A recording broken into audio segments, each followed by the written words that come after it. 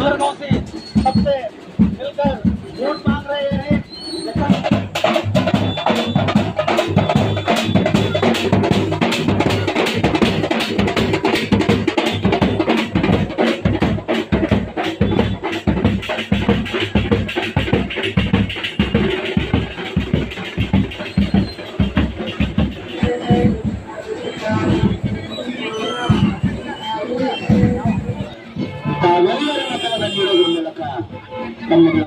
ಒಬ್ಬ ಕೂಲಿ ಕಾರ್ಮಿಕನ ಮಗ ಶ್ರೀನಿವಾಸ ದಾಸ್ ಕದತ್ನವರು ನಿಂತಿದ್ದಾರೆ.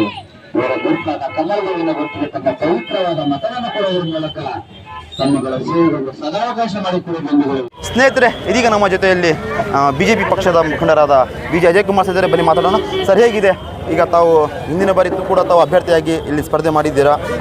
ಆ ಒಂದು ಸ್ಪರ್ಧೆಗೂ ಮತ್ತು ಈ ಬಾರಿನ ಸ್ಪರ್ಧೆಗೆ ಹೇಗೆ ಕಾಣ್ತಾ ಇದೆ ಸರ್?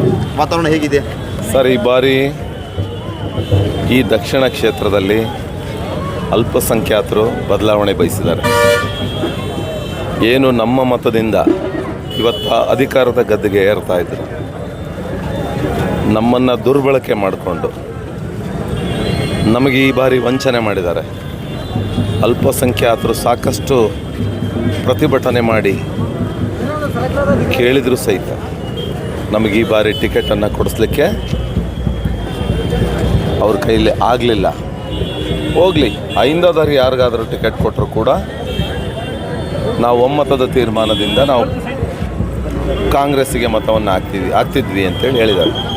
ಹಾಗಾಗಿ ಈ ಬಾರಿ ದಕ್ಷಿಣದ, ಅದರಲ್ಲೂ ಅಲ್ಪಸಂಖ್ಯಾತರ ಮತದಾರ ಬಂದವರು ತೀರ್ಮಾನ ಮಾಡಿದ್ದಾರೆ. ಇವತ್ತು ನಾವು ಕೂಡ ಏನು ಆಜಾದ್ ನಗರದಿಂದ, ಭಾಷಾನಗರ, ಅಹಮದ್ ನಗರದಿಂದ ನಾವೇನು ಮತಯಾಚನೆಗೆ ಬಂದ್ವಿ. ಆ ಮತಯಾಚನೆಗೆ ಬಂದಂಥ ಸಂದರ್ಭದಲ್ಲಿ ಆ ಜನರ ಭಾವನೆ ನಮ್ಮನ್ನು ಏನು ರೆಡ್ ಕಾರ್ಪೆಟ್ ಹಾಕಿ ಸ್ವಾಗತ ಮಾಡ್ತಾರಲ್ಲ, ಆ ರೀತಿ ನಮ್ಮನ್ನು ಸ್ವಾಗತ ಮಾಡಿದ್ರು. ಆ ರೀತಿ ಅವರ ನಗುಮುಖದಿಂದ ನಾವು ಈ ಬಾರಿ ಸಪ್ಪನ್ನು ತೋರಿಸಿ ಈ ಬಾರಿ ನಾವು ಕೂಲ್ಗೆ ಹೂವಟ್ಟು ಹಾಕ್ತೀವಿ. ಸರ್, ಈ ಬಾರಿ ತಾವು ದಾವಣಗೆರೆ ದಕ್ಷಿಣ ಕ್ಷೇತ್ರದಲ್ಲಿ ಯಾವ ಒಂದು ವಿಷಯದಲ್ಲಿ ತಾವು ಮತಗಳನ್ನು ಕೇಳ್ತಾ ಇದ್ದೀರಾ? ನರೇಂದ್ರ ಮೋದಿಜಿಯವರ ಅಭಿವೃದ್ಧಿ ಕೆಲಸ ಕಾರ್ಯಗಳನ್ನು ಮುಂದಿಟ್ಕೊಂಡು ಕರ್ನಾಟಕ ರಾಜ್ಯದಲ್ಲಿ ಯಡಿಯೂರಪ್ಪನವರು, ಬೊಮ್ಮಾಯಿ ಅವರು, ಜಗದೀಶ್ ಶೆಟ್ಟರ್ ಅವರು, ಸದಾನಂದ ಗೌಡ ಅವರೆಲ್ಲ ಮುಖ್ಯಮಂತ್ರಿ ಇದ್ದಂಥ ಸಂದರ್ಭದಲ್ಲಿ ಸಾಕಷ್ಟು ರಾಜ್ಯದ ಜನತೆಗೆ ಕೊಡುಗೆಯನ್ನು ಕೊಟ್ಟಿದ್ದಾರೆ. ಅವರ ಒಂದು ಅಭಿವೃದ್ಧಿ ಪರ ಕೆಲಸ ಕಾರ್ಯಗಳನ್ನು ಜನರ ಮುಂದಿಟ್ಟು ಮತದಾನವನ್ನು ಕೇಳ್ತಾ ಇದ್ದೀವಿ.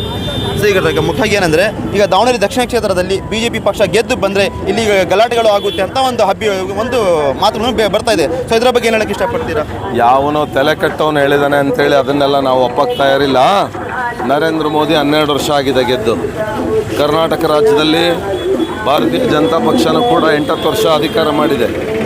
ಯಾವ ಅಲ್ಪಸಂಖ್ಯಾತರಿಗೆ ತೊಂದರೆ ಮಾಡಿದ್ದಾರೆ? ಯಾರಿಗೆ ಗುಂಡಿಗೆ ಕೊಂದಿದ್ದಾರೆ? ಯಾವ ಮಸೀದಿ ಕೆಡವಿದ್ದಾರೆ? ಯಾವ ಅಲ್ಪಸಂಖ್ಯಾತ ಬಾಂಧವರಿಗೆ ತಗೊಂಡೋಗಿ ಜೈಲಿಗೆ ಹಟ್ಟಿದ್ದಾರೆ? ಎಲ್ಲರನ್ನೂ ಬಾಯಿ ಥರ ನೋಡಿಲ್ವಾ?